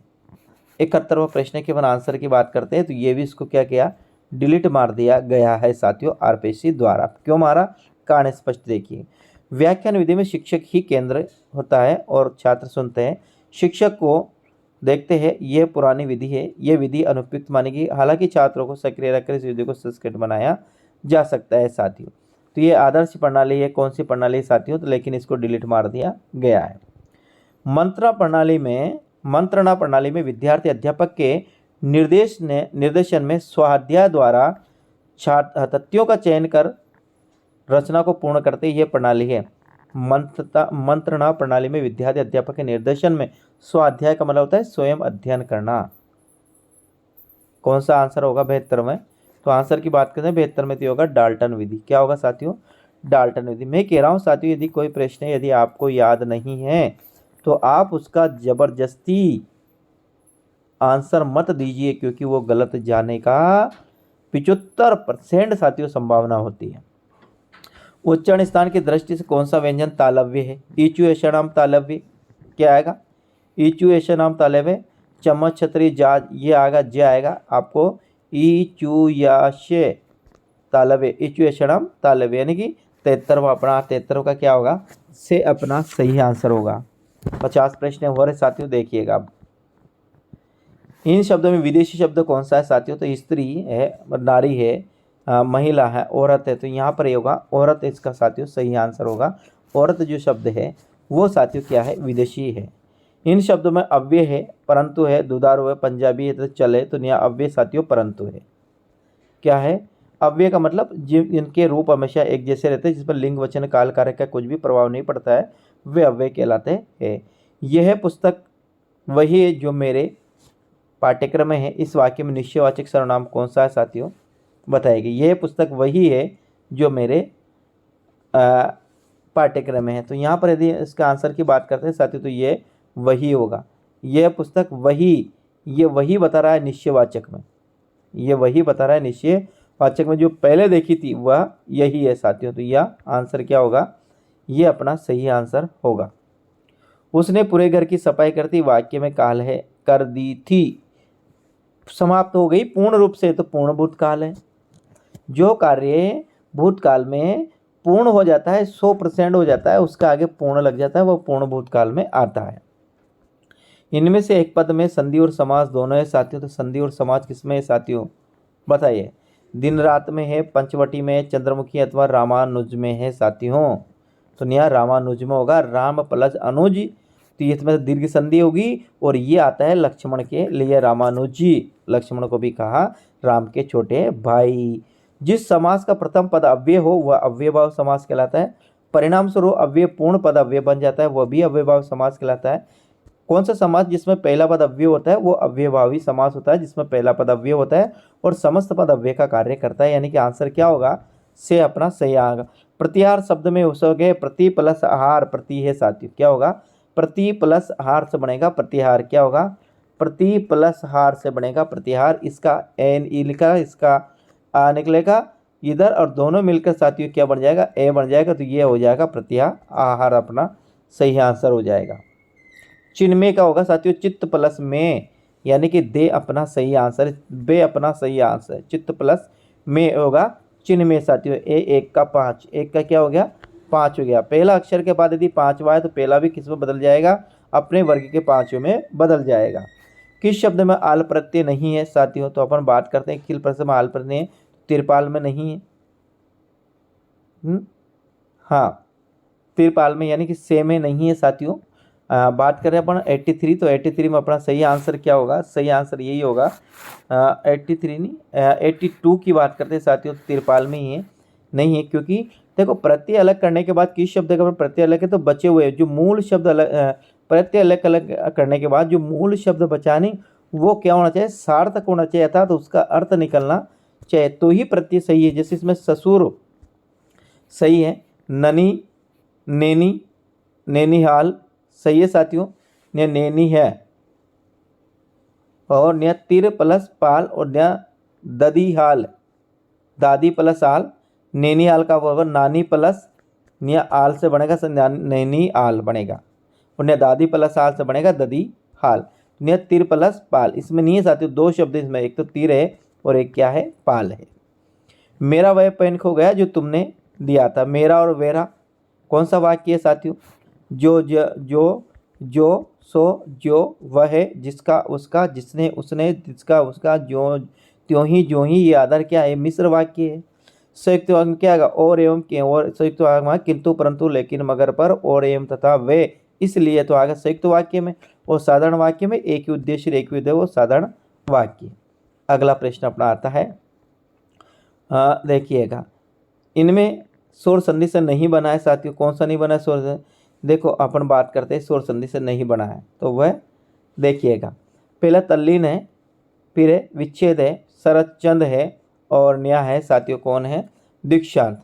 तो देखिए यहाँ भी अपन 84 के प्रश्न की अपन बात करते हैं ना, 84 की 82 की, तो यहाँ पर अपना सा है स्वर संधि से बना हुआ नहीं है, बना हुआ है साथियों वह दीक्षांत है। ये दीक्षा प्लस अंत होगा, क्या होगा, दीक्षा प्लस, जब दीक्षांत, दीक्षा प्लस अंत, ये तत् प्लस लीन होगा, ये वी प्लस छेद होगा, सरज प्लस चंद होगा। यह तीनों में क्या है, तीनों में व्यंजन संधि है। प्रकाश का है साथियों, तो प्रकाश का है यहाँ पर पावस विभा पहु परास्त विभा होगा साथियों, क्या होगा, विभा। विभा का मतलब चमक भी होता है, विभा है ना चमक या चांदनी होता है, तो यहाँ प्रकाश इसका सही आंसर होगा। अंबुज और अंबुदी, अंबुज का मतलब है साथियों जे कमल है, और अंबुदी का मतलब क्या है, सागर है। यानी जे जितने जिनके पीछे जे लगा वो सब कमल का प्रयासिक है, जिनके पीछे दे लगा हो वो सब बादल का प्रयासिक है, और जिनके पीछे साथियों दी लगा हो वो सब क्या है, समुद्र के पर्यायवाची। जैसे जलधि, क्या लगा, जलधि, ये आपको ध्यान में रखना है। जिनके पीछे जे लगा है वो किसके, कमल के प्रयास, और जिनके पीछे क्या लगा हो, दे लगा हो वो बादल के, और जिनके पीछे दी लगा हो वो किसके, सागर के पर्यायवाचिक बनते हैं साथियों। कौन सा आलोक का विलोम है, आलोक का विलोम कौन सा है साथियों, आलोक का विलोम क्या होगा, तम। आलोक क्या होता है, प्रकाश, और तम होता है अंधेरा, क्या होता है साथियों, अंधेरा। अनावश्यक अनावश्यक दोष ढूंढने वाला होगा छिद्रान्वेषी, क्या होगा, छिद्रान्वेषी। जो दूसरे में अनावश्यक रूप से दोष ढूंढता है, जो दूसरे में दोष ढूंढता है वो छिद्रान्वेषी कहलाता है। इसमें शुद्ध शब्द है वह कौन सा है साथियों, शुद्ध शब्द की बात करते हैं तो प्रियदर्शिनी से अपना सही आंसर होगा, ये प्रियदर्शिनी से है साथियों, ये अपना सही आंसर होगा प्रियदर्शिनी वाला। मेरे साथियों चैनल पर पहली बार तो जरूर सब्सक्राइब कीजिएगा, इतना अच्छे से आपका कोई बताएगा नहीं। शुद्ध वाक्य है, उसने अध्यक्ष को निवेदन किया, बिल्कुल ही नहीं है, उसने अध्यक्ष से निवेदन किया, से अपना सही, बे अपना सही आंसर होगा साथियों। कौन सा, 89 में क्या होगा, 89 में 89 नहीं 80 90 है साथियों, 90, ठीक है। तो इसमें क्या होगा, उसने अध्यक्ष से निवेदन किया, बे अपना सही आंसर होगा। आगे हम बात करते हैं, इंद्र नीलमणि महाचल था, सोम रहित उल्टा लटका। पंक्ति में सोम के दो अर्थ है साथियों, क्या है, चंद्रमा और सोमरस, ये इसके दो अर्थ है। सोम चंद्रमा को भी कहा जाता है, सोम सोमरस को भी कहा जाता है साथियों। संवैधानिक दृष्टि से भारत की भाषा कौन सी है, हिंदी। हिंदी भारत की राजभाषा है, संविधान में हिंदी को राजभाषा है, इसको राष्ट्रभाषा नहीं कहा, इसको राष्ट्रभाषा तो इसलिए कहा गया है क्योंकि साथियों ये अपने पूरे भारत के 11 राज्यों में बोली जाती है, और भारत के अधिकांश लोगों द्वारा, किस ध्यान रखना, अधिकांश लोगों द्वारा बोली जाती है, इसलिए साथियों इसको राष्ट्रभाषा कहा जाता है, जबकि संविधान में हिंदी को राजभाषा नाम से अंकित किया गया है। अगला प्रश्न अपना आता है, यहाँ पर अपना प्रश्न कौन सा समाप्त होता है, 80, तो यहाँ है अपने पास ये अगला प्रश्न आता है साथियों 80। और 11 सितंबर को प्रत्येक वर्ष साथियों हिंदी दिवस मनाया जाता है, क्योंकि 11 सितंबर को इन्हें राजभाषा बनाया गया था, जबकि मान्यता कब हुई, 26 जनवरी 1950 को। देवनागरी लिपि का विकास किस लिपि से हुआ, तो सीधा सा ब्राह्मी लिपि से देवनागरी लिपि का विकास हुआ, ब्राह्मी लिपि से देवनागरी लिपि का विकास हुआ, आपको ध्यान रखना है साथियों। बरस पढ़ना मुहावरे का सही वाक्य में प्रयोग हुआ, तो बरस पढ़ना मुहावरे का सही वाक्य में प्रयोग की अपन बात करते हैं तो इसका होगा, गलती बड़े बापू ने की थी पर साहब उसके लिए चपरासी पर बरस पड़े, यानी चपरासी को डांट दिया, तो ये अपना मुहावरे का सही वाक्य में प्रयोग यही किया गया है। रस्सी जल गई पर एंड नहीं गई, यानी सब कुछ समाप्त हो गया लेकिन फिर भी दादागिरी नहीं गई, तो रस्सी, तो आपके यहाँ क्या होगा, दुर्दशा होने पर भी अहंकार ना छोड़ना, दे अपना सही आंसर होगा। इसमें एक लोकोक्ति है, थूक कर चाटना मुहावरा है, हाथ पैर मारना मुहावरा है, घड़ों पानी पड़ना मुहावरा है, कंगाली माटा गीला, ये साथियों लोकोक्ति। ध्यान रखना लोकोक्ति के अंत में ना नहीं आता है, बाकी साथियों मुहावरे के अंत में क्या आता है, है ना आता है और लोकोक्ति के अंत में ना नहीं आता है, तो इसके अंतर साथियों ना नहीं है, बाकी ना है और ना है, इसे आपको ध्यान में रखना है। प्रेमचंद ने सबसे पहले एक दलित को इस उपन्यास का नायक बनाया साथियों, तो वह कौन सा है? यहाँ पर 97 की बात करते हैं, वह रंगभूमि उपन्यास। रंगभूमि उपन्यास में प्रेमचंद ने दलित पात्र सूरदास को उपन्यास का नायक बनाया, तो आपको यहाँ क्या रखना है? से अपनों को सही। ये प्रश्न बहुत कठिन है साथियों, आपको इसके लिए बहुत ज़्यादा पढ़ना पड़ेगा। ऐसा एग्जाम में आता है तो आपको यदि याद नहीं तो आपको छोड़ दीजिएगा, नहीं तो आपका प्रश्न गलत जाएगा। प्रेमचंद की इस कहानी में भारतीय शिक्षा पद्धति की खिल्ली उड़ाई गई है, किसमें साथियों बढ़ाई गई है? ईदगाह में, बड़े घर की बेटी में, नमक का दरोगा में, या बड़े भाई साहब में? तो यहाँ उड़ाई गई है बड़े भाई साहब में। आंसर अपना क्या होगा? 98 का होगा, दे अपना सही आंसर होगा। भारत की महिमा का गीत अरुण ये मधुमेह देश हमारा जयशंकर प्रसाद किस नाटक से लिया गया है? किससे लिखा गया है साथियों? ये लिया गया है चंद्रगुप्त से। अरुण ये मधुमेह देश हमारा चंद्रगुप्त से लिया गया है साथियों, ध्यान रखना। बहुत कुछ सुनाने का, लेकिन ये क्लास बहुत ही लंबी हो जाएगी यदि मैं सुनाने लगूंगा तो। इन कहानियों में एक कहानी जयशंकर प्रसाद की कौन सी नहीं है? बिसाती, पुरस्कार, आद्रा, आकाशदीप साथियों। कौन सी नहीं है साथियों? आद्रा नहीं, क्योंकि आद्रा किसकी है? ये मोहन राकेश की है। बाकी बिसाती जयशंकर प्रसाद की है, और पुरस्कार जयशंकर प्रसाद की, और आकाशदीप भी जयशंकर प्रसाद की है। इनमें से किस लेखक ने स्वतंत्रता आंदोलन के दौरान क्रांतिकारियों के साथ बम बनाए साथियों? तो वह है, किसने बनाए थे? जैनेन्द्र कुमार ने बनाए थे साथियों, शायद। 101 का आंसर की बात करते हैं। सच्चिदानंद हिरानंद वात्सल्य अज्ञे ने बनाया था, और ये साथियों बनाया था लाहौर में। कहाँ पर? लाहौर में। ये लाहौर में, इन्होंने लाहौर से कॉलेज से ही साथियों इन्होंने पढ़ाई की थी, सच्चिदानंद हिरानंद ने। मुझे गलत हो गया ये क्या, ये और लाहौर में रास बिहारी बोस के साथ साथियों इन्होंने इनकी पढ़ाई हुई थी, और यहीं पर साथियों इन्होंने क्या बनाया था? बम बनाए थे साथियों। अगला प्रश्न अपने पास आता है 102। कौन सा आता है? 102 अपना प्रश्न आता है। 102 क्या पूछता है? चीनी आत्मकथा पर अज्ञे ने, यह भी आपके है नहीं साथियों, चीनी आत्मकथा पर अज्ञे ने ये प्रसिद्ध कविता लिखी है, ये लिखी है असाध्य वीणा। क्या लिखी है? असाध्य वीणा। यशपाल का यह उपन्यास भारत विभाजन की त्रासदी का जीवंत उदाहरण है साथियों, वह है झूठा और सच। कौन सा है? झूठा और सच। ये भारत विभाजन की त्रासदी का एक अनूठा दस्तावेज है साथियों, झूठा और सच। यशपाल की रचनाओं में उपस्थित है प्रेम का उदात, रूढ़ियों का महिमा मंडन, आम आदमी का अंधविश्वास की सहारना, आम आदमी के सरोकार। आम आदमी के सरोकार है साथियों, आम आदमी के सरोकार, यानी कि दे अपना सही आंसर होगा। मन्नू भंडारी ने अपनी कृति का स्वयं नाट्यरूपण किया है, आपका बंडी, महाभोज, यही सच है, अथवा स्वामी ने। यानी मन्नू भंडारी ने कोई अपनी कृति लिखी, उसका पुनः उसका दूसरे रूप में रूपांतरित कर दिया। वे कौन सी रचना है? तो वह साथियों महाभोज। महाभोज उपन्यास स्वयं मन्नू भंडारी ने नाट्य रूपांतरण किया। इसका आपका बंटी और स्वामी मन्नू भंडारी का उपन्यास है, और यही सच इसकी क्या है? कहानी है। राजेंद्र यादव के साथ मिलकर मन्नू भंडारी ने कौन सा उपन्यास लिखा है? आपको याद होना चाहिए साथियों, कौन सा लिखा है? 1 इंच मुस्कान। ये राजेंद्र यादव कौन है? ये मन्नू भंडारी के पति है साथियों। क्या है? पति, बेचारा पति, छोटी की मात्रा वाला, ये पति। इसमें 1 इंच मुस्कान। जाग तुझको दूर जाना है, महादेव वर्मा क्या कहती है इसमें कहती है अपने लक्ष्य की ओर बढ़ने की ओर निरंतर बढ़ने को वो कहती है साथियों। आगे बात, महादेव वर्मा की एक कृति हिंदी में स्त्री विमर्श का ठोस प्रस्ताव प्रस्तुत करती है, वो क्या है? वो है साथियों श्रृंखला की कड़ियाँ। दे अपना सही आंसर होगा। महादेव वर्मा की एक कृति हिंदी में स्त्री विमर्श का ठोस प्रस्ताव प्रस्तुत करती है, वह श्रृंखला की कड़ियाँ, सही आंसर है साथियों। धर्मवीर भारती का अंधायुग नाटक ने हिंदी रंगमंच को नई दिशा दी, यह कृति नाटक की इस विधा के अंतर्गत आती है साथियों।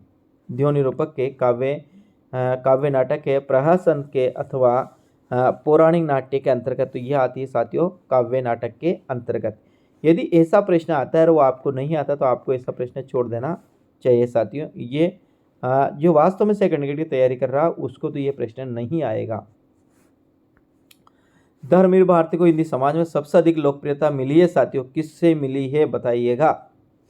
सूरज का सातवां घोड़ा उपन्यास लिखने के परिमल की स्थापना से, धर्मयुग साप्ताहिक कारण से, या कविता लिखने से साथियों। किसके कारण मिली है तो अपन देखते हैं साथियों, यहाँ है आगा धर्मयुग साप्ताहिक के कारण। यह पत्रिका थी धर्मयुग जिसका संपादन धर्मवीर भारती ने किया था और यहीं से साथियों इनको साहित्य क्षेत्र में क्या मिली, प्रसिद्धि मिली। हिंदी में किस प्रवृत्ति को उन्मेष करने के कारण फणीश्वर नाथ रेणु को प्रसिद्धि मिली है? किस प्रवृत्ति का उन्मेष करने के कारण साथियों बताइएगा। आंचलिकता की प्रवृत्ति के कारण, बिल्कुल यही है साथियों। आंचलिक उपन्यासों, ये आंचलिक उपन्यासकार है फणीश्वर नाथ रेणु। कौन से साथियों? आंचलिक उपन्यासकार है, आपको ध्यान में रखना है। ग्रामीण जीवन को सांस्कृतिक गरिमा प्रदान करने के लिए फणीश्वर नाथ रेणु ने अपनी रचनाओं में जिस भाषा का प्रयोग किया वह ग्रामीण मुहावरे तथा आंचलिक शब्दावली का, ग्रामीण मुहावरे तथा आंचलिक शब्दावली का साथियों ये किया है 112 में। 112 में कृष्णा सोपती ने अपने संस्करण में स्वयं को किस नाम से उपस्थित किया है? हम हशमत। किससे किया है?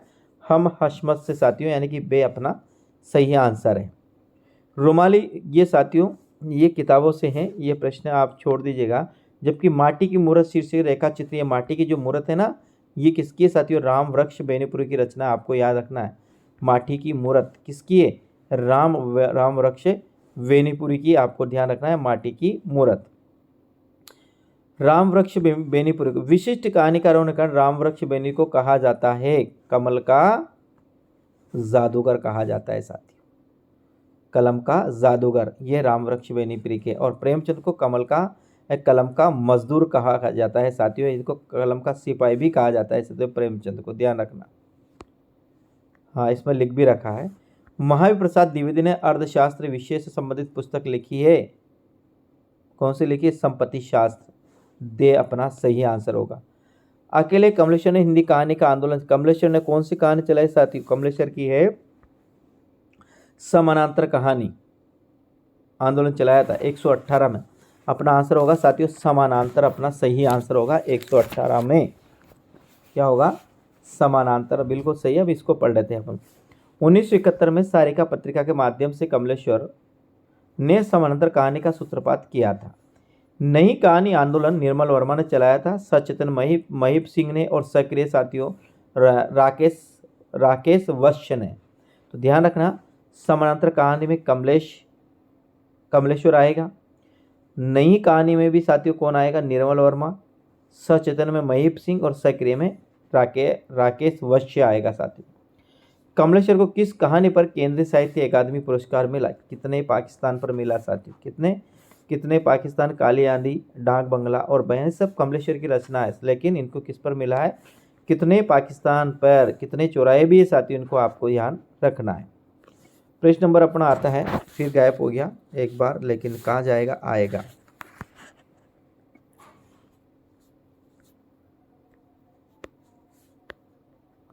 है 119 के बाद अपन देखते हैं यहाँ पर 120 प्रश्न। 120 प्रश्न में क्या है, ध्यान से देखिए। महावीर प्रसाद, इसको पढ़ लेते हैं। कमलेश्वर को कितने पाकिस्तान 2000 ईस्वी में उपन्यास के लिए 2003 में साहित्य अकादमी पुरस्कार मिला? महावीर प्रसाद द्विवेदी ने सरस्वती पत्रिका का संपादन किया था साथियों 1903 से लेकर 1920 तक, यानी कि ये 1903 से लेकर 1920 तक इन्होंने सरस्वती पत्रिका का संपादन किया था। सरस्वती पत्रिका वही इलाहाबाद से प्रकाशित होती थी। कहाँ से प्रकाशित होती साथियों? यो आज्ञे द्वारा, चिंतामणि घोष द्वारा इंडियन प्रेस इलाहाबाद से प्रकाशित हुए। 1903 से लेकर 1920 तक महाप्रसाद द्विवेदी ने इसका संपादन किया और महावीर प्रसाद द्विवेदी ने इस पत्रिका के माध्यम से लेखकों को खड़ी बोली में लिखने के लिए क्या किया? प्रेरित किया। हरिशंकर प्रसाई ने व्यंग्य पाठक को गुदगुदाने हेतु झकझोर देते हैं, क्यों? कारण है ये समाज की विडंबना और विसंगतियों पर चोट करते हैं। कौन? हरिशंकर प्रसाई, टार्च बेचने वाला। टार्च इसी का है, टार्च बेचने वाला में टार्च प्रतीक है। किसका प्रतीक है साथियों? अंत्यकरण के प्रकाश का। 122 में आंसर की बात करते हैं साथियों, तो 122 में यही अपना आंसर होगा, अंत्यकरण के प्रकाश का है। राहुल सांस्कृत्यायन को महापंडित भी कहा जाता है। इनको महापंडित क्यों कहा जाता है साथियों? इनको महापंडित इसलिए कहा जाता है क्योंकि इन्होंने अनेक ग्रंथों की रचना की, या फिर इन्होंने देश विदेश अनेक भाषाओं ज्ञान था, इन्होंने, तो यहाँ पर यदि हम बात करते हैं ना 123वां प्रश्न की, तो ये आंसर होगा अपना साथियों से, इन्होंने देशी विदेशी अनेक भाषाओं का ज्ञान था, इसलिए इनको महापंडित भी कहा जाता है। इनका मूल नाम केदार पांडे था। जब इन्होंने बौद्ध धर्म स्वीकार किया ना, तब इनको साथियों महापंडित के नाम से भी जाना जाने लगा। राहुल सांस्कृत्य अपनी अनेक यात्राओं से इन्होंने, हाँ ये तो है, राहुल सांस्कृत्य ने घुमक्कड़ शास्त्र नामक पुस्तक लिखी, जिसमें बताया कि घुमक्कड़ी से लोग मनोरंजन और ज्ञानवर्धक के साथ क्या करते हैं, विभिन्न देशों के बीच भाषा और संस्कृति का आदान प्रदान करते हैं। ये बिल्कुल सही है। अब यहाँ देखिए, ये पुनः आपके लायक प्रश्न है। प्रेमी ढूंढत में फिरा, प्रेमी मिला ना कोई, प्रेमी को प्रेमी मिले, सब विषमरत होई। यानी जैसा हम ढूंढते हैं, जैसे हम चाहते हैं, ऐसा यदि हमें मिल जाता है तो फिर संसार में किसी प्रकार की कोई कमी नहीं रहती। लेकिन कोई भी अपनी इच्छाओं के अनुसार नहीं मिलता है, इसलिए हम दुखी होते रहते हैं साथियों। तो यहाँ पर 125वां प्रश्न की बात करते हैं, तो 125वां प्रश्न का अपना जो आंसर होगा वो क्या होगा, वो आंसर होगा अपना बे, यानी आत्मा और परमात्मा। आत्मा और परमात्मा। कबीरदास ने यहाँ प्रेमी शब्द आत्मा और परमात्मा के लिए प्रयोग किया। यदि आत्मा का परमात्मा से मिलन हो जाए तो संसार की सभी तामसिक प्रवृत्तियां क्या हो जाती है, समाप्त हो जाती है, और सात्विक प्रवृत्तियों का उदय हो जाता है। कबीर ने अपने काव्य में ऐसे मनुष्य की कल्पना की जो धार्मिक और सामाजिक भेदभाव से मुक्त हो, ऐसे काव्य की उन्होंने कल्पना की है साथियों। कबीर ने ऐसे काव्य मानव की कल्पना की ओर धर्म और राजनीति से युक्त की है। गोस्वामी तुलसीदास की कविता मूलतः किस तत्व से प्रेरित है, बताइए। 127वां प्रश्न की अपन बात करते हैं, तो 127वां प्रश्न का अपना जो आंसर होगा वो होगा ए, लोक कल्याण की भावना से प्रेरित है, इसीलिए उन्होंने रामचरितमानस की रचना लिखी की है। और रामचरितमानस का मुख्य उद्देश्य लोक का कल्याण करना, और इसी लोक के कल्याण के लिए ही इनकी रचना की है। मोह पर कृपा स्नेह विषय की खेलत कुनिस ने कबहू देखी, रामचरितमानस में यह उक्त कथन किसका है, ये भरत का है साथियों, जो राम से प्रति, भरत ने राम के प्रति कहा। भरत ने राम से वन में मिलते समय पंचवटी में ये प्रश्न कहा था साथियों। वल्लभाचार्य के संपर्क में आने के बाद सूरदास दास्य और विनय के पद को छोड़कर किस में लिखने के, वो सख्य, वात्सल्य और माधुर्य में लिखने लगे साथियों। हाँ, वल्लभाचार्य के पहले इनकी भक्ति थी, वो दास्य भाव की विनय के पद ये लिखते थे, दैन्य, गिड़गिड़ाहट आदि शब्द बाद में। पुष्टि मार का जात है, जहाँ को कछु लेना हो सो लो, विठल नाथ ने यह शब्द कब कहा, ये सूरदास की मृत्यु पर कहा था कि पुष्टि मार्ग का जात है, जहाँ को कछु लेना हो सो लो। और वल्लभ पुष्टि अष्टचाप की स्थापना 1565 में की गई थी साथियों, ध्यान रखना कब की थी, 1565 में। 130 के बाद प्रश्न करते हैं, आपके पास 20 प्रश्न और बचे हैं, थोड़ा सा समय और लेते हैं अपना आपको। लेकिन प्यारे नींद के बादल लाल सवेरा होते होते सब होने लगे हैं ओझल, उस पंक्तियों का रचनाकार है साथियों। तो यहाँ पर 131 की अपन बात करते हैं ना, 131 से, तो इसका है से अपना, यानी कि ये केदारनाथ की पंक्तियाँ हैं साथियों। सावन में उमग्यो मेरा मनवा, बनक सुनी हरि आवन की, मेरा उत पंक्ति में मन उमंग से भरा, क्यों भरा। मीरा ने श्री कृष्ण के आगमन की खबर सुनी। सावन में उमग्यो मेरा मनवा, भनक सुनी हरि आवन की। भनक यानी मैंने सुना है कि भगवान हरि आ रहे हैं, कृष्ण आ रहे हैं, तो उनका मन में क्या उमंग हो गई, उत्साह जागृत हो गया। देवकृत अष्टायाम की विषय वस्तु है आश्रयदाता नायक नायिका के विविध विलासों का वर्णन। 133 में बिल्कुल सही है, नायक और नायिका के विविध विलासों का वर्णन आज किसने, देव ने, जो रीतिबद्ध कवि है साथियों। देव ने अपने किस ग्रंथ में आध्यात्म संबंधी धारणा का वर्णन किया है साथियों, तो वो अपना आगा क्या आगा, वो आगा अपना देवचरित्र, क्या आगा, देवचरित्र, देव शतक आएगा साथियों, देव शतक यानी कि बे होगा, जिसमें आध्यात्म संबंधी धारणा है वो क्या होगा, बे अपना सही आंसर होगा। सूरदास को वात्सल्य सम्राट किसने कहा, आचार्य रामचंद्र शुक्ल ने कहा, आपको ध्यान रखना है। और ये प्रत्येक कोना छान मारा, वो भी नहीं आएगा। काग के भाग बड़ी सजनी माखन रोटी, काग के भाग बड़े सजनी हाथ 100 माखन रोटी ले गए, ऐसा कहा है। यानी कौवा ने भगवान श्री कृष्ण के हाथ से ही माखन रोटी चुरा ली। तो ये जो 36वां में इसमें भाग्यशाली क्यों बताया गया है? तो इसमें ये है कौवा भगवान श्री कृष्ण के हाथ से माखन रोटी छीन लिया, इसलिए उसको बड़े भाग्यशाली बताया गया। छायावाद को रूपांतरित करने वाला सबसे प्रसिद्ध महाकाव्य साथियों कौन है? वह तो सबसे प्रसिद्ध महाकाव्य कामायनी। कौन है? कामायनी। क्योंकि छायावाद का अंत कब होता है? 1936 और कामायनी का प्रकाशन कब होता है? 1935 में कामायनी का प्रकाशन होता है। जयशंकर प्रसाद काव्य में कौन सा स्वर? जयशंकर प्रसाद के काव्य में स्वर साथियों क्या है? इनमें भक्ति भी है, राष्ट्रीयता भी है, ये दोनों ही साथियों, इसलिए शायद इसको मेरे को लगता है 138 प्रश्न है आरपीएससी द्वारा डिलीट मार दिया गया है। इसमें मानव शांति के विषय में भी चर्चा की गई है। एक भारतीय आत्मा साथियों किसको कहा जाता है? माखनलाल चतुर्वेदी को एक भारतीय आत्मा कहा जाता है उपनाम है। एक भारतीय आत्मा किसे कहा जाता है? माखनलाल चतुर्वेदी को भारतीय आत्मा कहा जाता है। निरल ने अपने किस नाम काम में भारतीय परंपरा के गौरवशाली मूल्यों की प्रतिष्ठा की है साथियों? वो आएगा तुलसीदास। तुलसीदास जो रचना है ये निराला की रचना है। किसकी है? निराला की रचना है। तुम वहन कर सको जन जन जन मन में मेरे विचार, वाणी मेरी चाहिए तुझे क्या अहंकार। पंत जी ने इन पंक्तियों में कविता की इस विशेषता का बल दिया। यदि साथियों ऐसे प्रश्न आते हैं तो ऐसे प्रश्न छोड़ना आपके लिए उत्तम है, क्योंकि यदि ऐसे प्रश्न आप नहीं छोड़ेंगे तो ये प्रश्न आपके गलत जाएंगे साथियों, आपको ध्यान में रखना है। आगे हरिवंश राय बच्चन ने अपनी आत्मकथा लिखी है, कितनी लिखी है? 4 खंडों में लिखी है साथियों। क्या बोलूँ कि याद करो, नीर का निर्माण से फिर से, बसेरे से दूर और 10 द्वार से सोपान तक। ये क्या बोलो कि याद करूं? नीर का निर्माण फिर से, बसेरे से दूर, 10 द्वार से सोपान तक, ये सही आंसर है। आत्मजयी के रचयिता कौन है साथियों? कुंवर नारायण आत्मजयी के रचयिता है, और ये साथियों कंठोपनिषद के यम नचिकेता संवाद पर आधारित है। रघुवीर साय ने कई वर्षों तक साप्ताहिक पत्रिका का संपादन किया साथियों, वह अपना सही आगा कौन सा आगा? रघुवीर साय का 144 में अपने आंसर की बात करते हैं तो आगा दिनमान। रघुवीर साय ने दिनमान का संपादन किया। राम नरेश त्रिपाठी ने पर्याप्त यात्रा कर लगन और परिश्रम से इसका संकलन किया। किसका किया साथियों? तो इसका संकलन किया, अपन बात करते हैं यार राष्ट्रीय गीतों का, से अपना सही आंसर होगा क्या होगा? ए।